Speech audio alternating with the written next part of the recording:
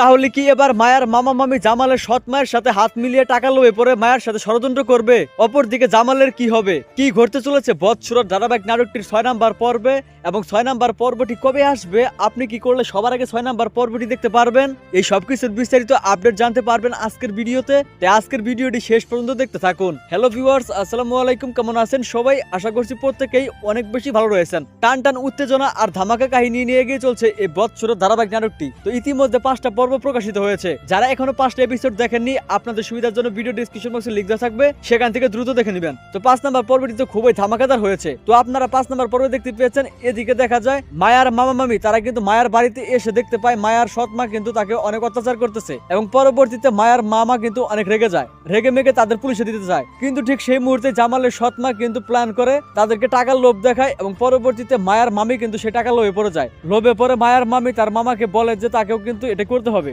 না করলে তাদের সংসারে আগুন লাগবে। তাহলে কি শেষ পর্যন্ত মায়ার মামা মামি জামালের সৎ মায়ের কুপরামর্শে মায়ের উপরই ষড়যন্ত্র করবে? তো আপনাদের কাছে কি মনে হচ্ছে অবশ্যই কিন্তু কমেন্ট করে জানাবেন। আর আপনারা আগামী 6 নাম্বার পরে খুবই ধামাকাদার কাহিনী দেখতে পারবেন। এদিকে জামাল আর মায়ের জীবনে কিন্তু নতুন মোড় আসতে চলেছে, তাই কেউ 6 নাম্বার পর্বটি মিস করবেন না। তো এখন কথা হচ্ছে 6 নাম্বার পর্বটি কবে আসবে? তো 6 নাম্বার পর্ব কবে আসবে সেটি জানিয়ে দেওয়ার আগে আপনাদের কাছে ছোট্ট একটি রিকোয়েস্ট, আপনারা দ্রুত আমাদের এই চ্যানেলটি সাবস্ক্রাইব করুন। আর আজকের ভিডিওটি আপনি কে কোন জেলা থেকে দেখলেন অবশ্যই কিন্তু কমেন্ট করে লিখে জানাবেন। তো বন্ধুরা, আপনারা বৎসরের ধারাবাহিক নাটকটির 6 নাম্বার পর্ব দেখতে পারবেন আগামী জানুয়ারির 13 তারিখ। আগামী জানুয়ারির 13 তারিখ মঙ্গলবার দিন বিকেল 3টা অথবা 3টা 30 মিনিটে শুধুমাত্র ইগল ইসলামিক নাটক ইউটিউব চ্যানেলে। তো আশা করি বুঝতে পারছেন। তো দেখা হচ্ছে নতুন নাটকের আপডেট নিয়ে। আল্লাহ হাফেজ।